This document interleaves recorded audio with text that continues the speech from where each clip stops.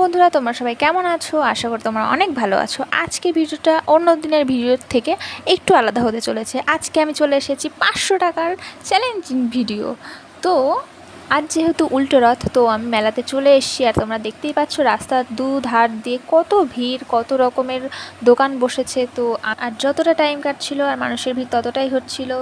তো বেশি কথা না বলে আজকে চ্যালেঞ্জটা শুরু করা যাক। আর আমি 500 টাকার কী খাই না খাই সবটাই তোমাদের সাথে শেয়ার করব। তো চলো শুরু করা যাক। সবার প্রথমে নিয়েছিলাম দই ফুচকা, এটা নিয়েছিল 40 টাকা। তো তারপর নিয়েছিলাম ঘুগনি, এটা নিয়েছিল 20 টাকা প্লেট।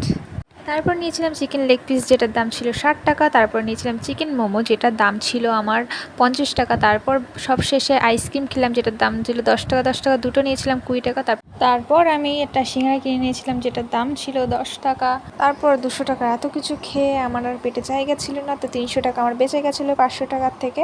তো আমি একটা হেয়ার স্প্রে, সেটিং স্প্রে কিনে নিয়েছিলাম আর একটা অ্যালোভেরা জেল কিনে নিয়ে বাড়ি চলে এসেছিলাম। আর বাড়ি আসার পথে তো আমার মিশন কমপ্লিট করে আমি বাড়ি চলে আসছিলাম। তো রাস্তায় আস্তে আস্তে আর একটা রথ বেরোচ্ছিলো, তো সেটাই দেখাচ্ছিলাম তোমাদের। আর এই যে রাস্তার দু সাইডে প্রচুর পরিমাণে। তারপরে আমি আমার মিশন কমপ্লিট করে আমি আমার বাড়ির পথে রওনা দিলাম। তো তারপর এখানে আরেকটা রথ নিয়ে বের হবে, সেটাই প্রস্তুতি চলছিল।